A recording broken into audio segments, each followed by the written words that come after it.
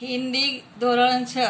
विद्यार्थी मित्रों, हमने लास्ट लेक्चर में दूसरी काव्य एक जगत एक लोक की समझूती पाई थी।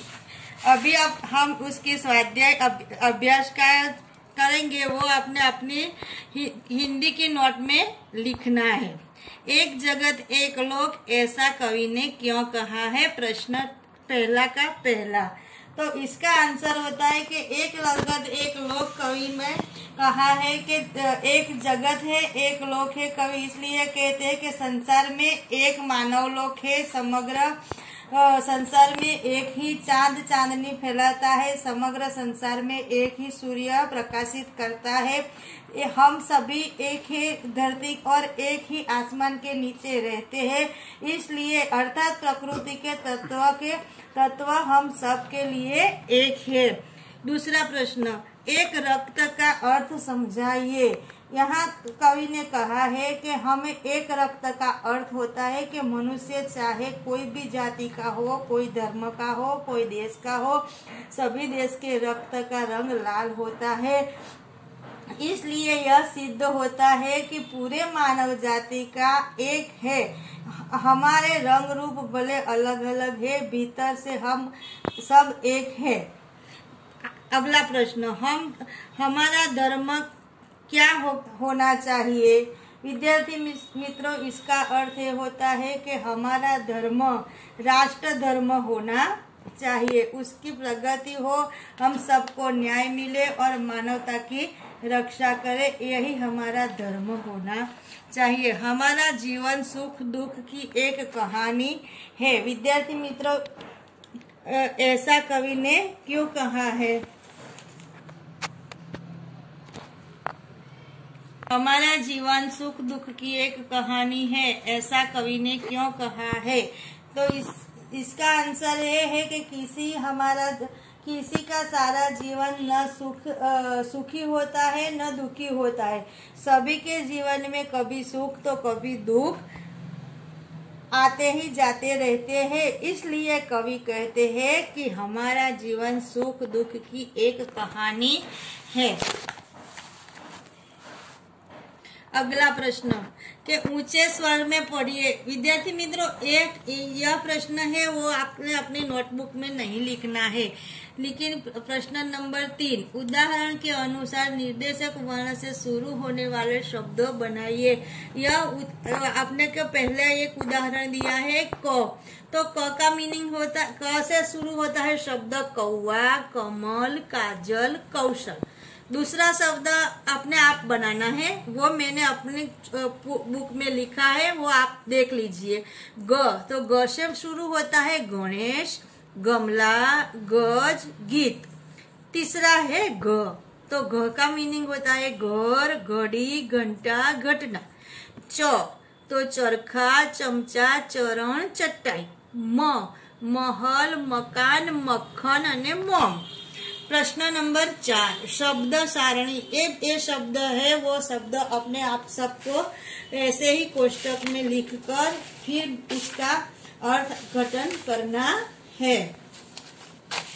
तो आप विद्यार्थी मित्रों, अपने सब प्रश्न रखे हुए हैं, वो आप अपने बोर्ड में दिखाई दे रही है।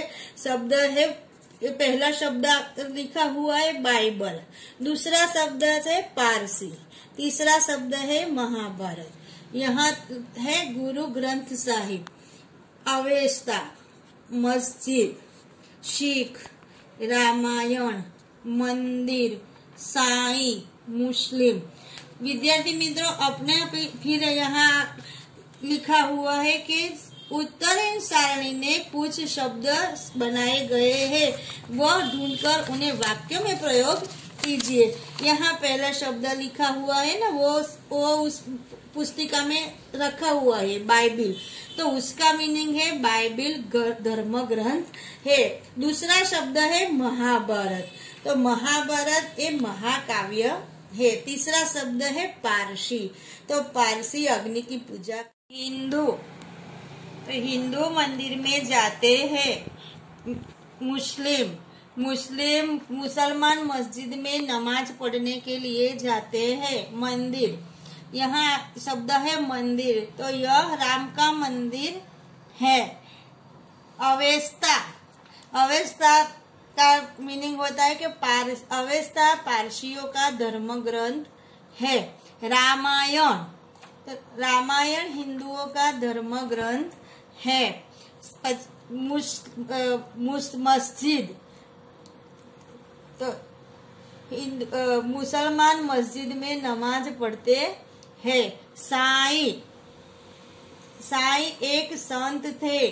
गुरु ग्रंथ साहिब, गुरु ग्रंथ साहिब सिखों का धर्म ग्रंथ है।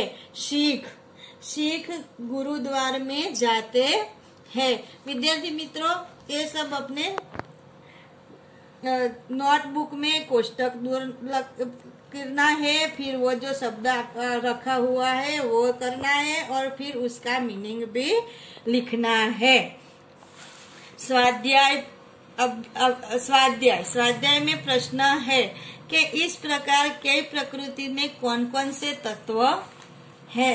तो इसका मीनिंग होता है कि इस काव्य में प्रकृति के तत्व चंद्रमा, सूर्य, भूमि, आकाश, हवा और पानी। काव्य का शीर्षक एक जात एक लोक क्यों रखा गया है? विद्यार्थी मित्रों, इसका जवाब है कि पूरे विश्व में एक ही सूर्य प्रकाश देता है, विश्व में एक ही हवा चल रही है, एक ही पानी है, सबके लिए जीवन सुख दुख समान है, सभी मनुष्य का शरीर का मांस और हड्डियां एक से ही बनी है। इसलिए कवि पूरे विश्व की एकता सिद्ध करते हुए इस काव्य का शीर्षक एक ही जगत एक ही लोक रखा गया है। आप इस काव्य को कौन कौन से शीर्षक देना चाहते हैं? तो इस काव्य का कौन कौन से शीर्षक दे सकते हैं? तो इस काव्य का यह लिखना है कि हम इस काव्य का शीर्षक में देना चाहते हैं एक विश्व एक लोक, एक तथा एक सब बंधुत्व, विश्व बंधुत्व। एक सब એટલે एक समान એટલે सब सर के इसका मीनिंग होता है एक सब विश्व बंधुत्व। अगला प्रश्न, सभी नदियां अलग अलग है फिर भी कवि क्यों कहते हैं कि एक ही पानी? सभी नदियां अलग अलग है फिर भी कवि कहते हैं, तो सभी नदियों का मीनिंग होता है कि वैज्ञानिक संख्या जैसी है, सभी नदियां एक ही। विलोम अर्थ वाले शब्दों के जोड़े बनाइए और उदाहरण अनुसार उसके वाक्यों में प्रयोग कीजिए। विद्यार्थी मित्रों, यहाँ राउंड में जो शब्द रखे हुए हैं वहाँ उसको सामने अपने बुक में आमने सामने लिखने हैं, जैसे पास, दूर, शुभ, अशुभ, चेतन, जड़, जीवन, मृत्यु, स्वामी, दास, प्रकाश, अंधकार, ऐसे सब रखकर फिर उसके वाक्य बनाने हैं। यहाँ आपने को एक उदाहरण रखा है कि मेरे घर के पास मीना का घर है, वो यह शब्द का मीनिंग हुआ। दूर, तो मीना का घर मेरे घर से दूर नहीं है, उसका मतलब है कि मीना का घर उसके घर के पास ही है। ऐसे सब शब्द बनाने वो अपने वाक्य भी उसको अपनी बुक में लिखने हैं। यहाँ अगला प्रश्न, उदाहरण के अनुसार समान प्रास वाला शब्द बनाइए। आना तो जाना, ऐसे यहाँ लिखा है सुनकर, मेहरबानी, सेठानी, बागबान, जेठानी और पढ़कर। तो यहाँ पहला शब्द है सुनकर, तो सुनकर के सामने आपने लिखना है पढ़कर। सुनकर और पढ़कर। मेहरबान तो बागबान, शेठानी तो जेठानी, ऐसे उसके आमने सामने लिखना है। निम्नलिखित भाव दर्शाने वाली पंक्तियों लिखिए। विद्यार्थी मित्रों, वह अपने लिखना है कि यहाँ लिखे है कि पूरे विश्व में एक ही सूर्य, एक ही हवा चल रही है, एक ही प्रकाश का जल है। तो वो अपने काव्य में एक पंक्ति में लिखा हुआ है कि एक तेज, एक हवा, एक ही पानी। दूसरा है समानता का यह गीत पूरा विश्व हमेशा गा रहा है।